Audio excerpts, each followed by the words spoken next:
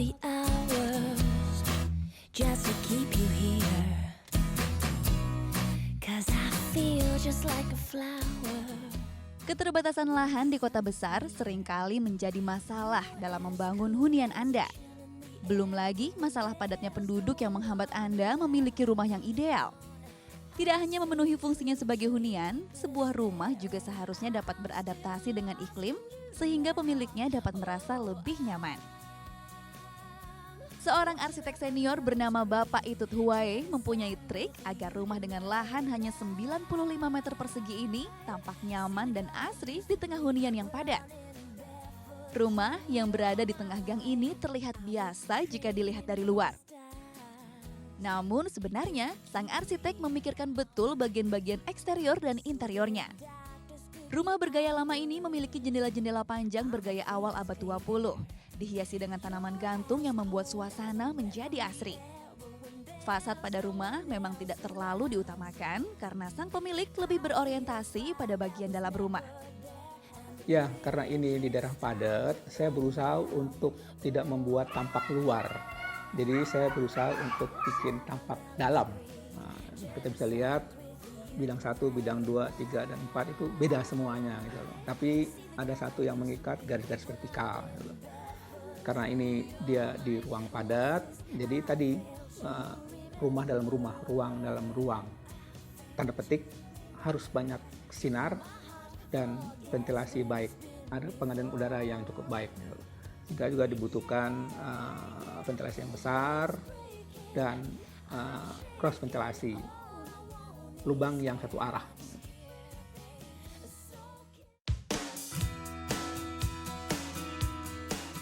Level pada depan pintu menjadi petunjuk menuju bagian dalam rumah.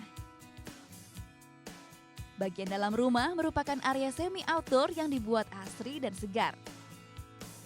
Sang pemilik sepertinya tahu benar bagaimana mengekspresikan identitasnya melalui ruang keluarga. Ruang keluarga dipenuhi dengan barang etnik khas Indonesia dan beberapa lukisan hasil karyanya sendiri. Ruangan ini mengaplikasikan berbagai warna dan banyak terinspirasi dari warna alam seperti coklat tua dan coklat muda. Kain ulos digunakan sebagai bahan pengganti gorden yang memperkuat nuansa etnik pada rumah ini. Sentuhan etnik juga dapat dilihat pada hiasan tanah liat berbentuk seperti guci panjang, furniture kursi dengan ukiran dari Batak, sampai patung yang ditempatkan di samping pohon Kamboja.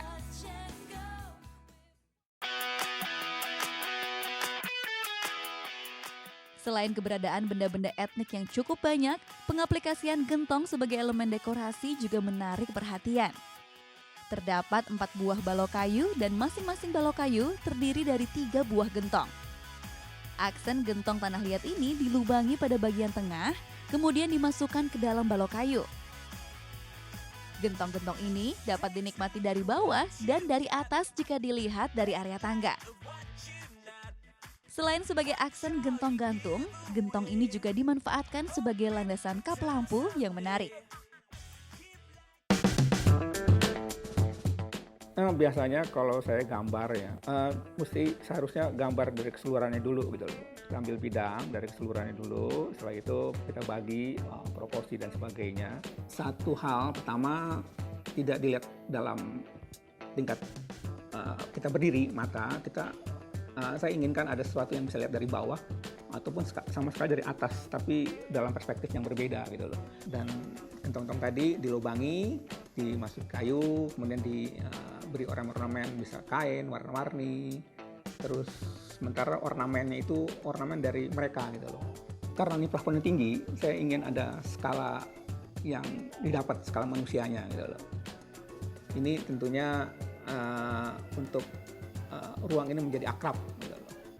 Dengan warnanya sendiri saya berangkat dari warna-warna alam, dari warna tanah, warna dari kupu-kupu, sayap kupu-kupu, burung dan sebagainya. Kita kan hidup di alam yang penuh warna gitu ya. Dan saya berusaha untuk warna-warna ini warna-warna yang umum, tidak sangat personal. Memang warna itu personal, tapi saya berusaha untuk ini untuk semua gitu. Itu yang bisa saya konsep utamanya di situ. Lubang ventilasi pun dibuat dalam bentuk tiang-tiang beton dengan jarak yang renggang. Dan untuk menciptakan kesan yang luas, tiang beton dibentuk secara vertikal dengan plafon yang tinggi. Rumah-rumah untuk di tempat-tempat tropis itu sebaiknya memperhatikan sinar yang melimpah. Sinar kita cukup banyak, malam pun juga terang gitu loh. Satu, kedua, pengudaran juga cukup baik. Dengan pengudaran yang cukup baik, lagi-lagi tidak sekedar lubang, tapi posisi lubang ventilasi itu juga harus satu arah, yang saya sebut sebagai istilahnya cross ventilation. Jadi kurang lebih seperti itu gitu loh. Untuk khusus daerah padat, usahakan orientasinya ke dalam, bukan keluar, karena kita keluar pun kita nggak dapat apa-apa. Kita memanfaatkan ruang dalam semaksimal mungkin, kurang lebih seperti itu.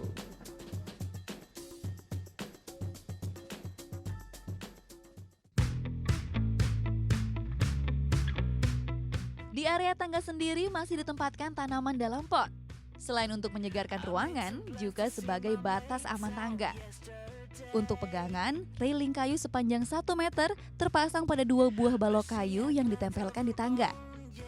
Sang arsitek menyalurkan kemampuannya melukis sketsa menjadi lukisan penghias dinding seperti tampak pada dinding tangga di area tangga. Lukisan juga terlihat pada bagian ruang keluarga. Sebuah lukisan hitam putih dengan warna hijau yang terlihat kontras sebagai center of visual. Juga, lukisan bergambarkan ikan dengan dominasi warna coklat diletakkan di atas sofa berwarna merah. Jika Anda mengamati lebih detail, sebuah lukisan juga ditempatkan pada atap rumah di atas bagian pergola kayu. Pemilihan furniture pun menjadi pertimbangan agar ruangan ini tampak lega. Terlihat pada bentuk kursi dan meja yang tampak kompak dan ringkes, namun tetap berkesan dinamis dengan warna-warna yang berbeda. Lalu, bagaimanakah Bapak Itut mengatasi masalah ruang makan di lahan yang terbatas?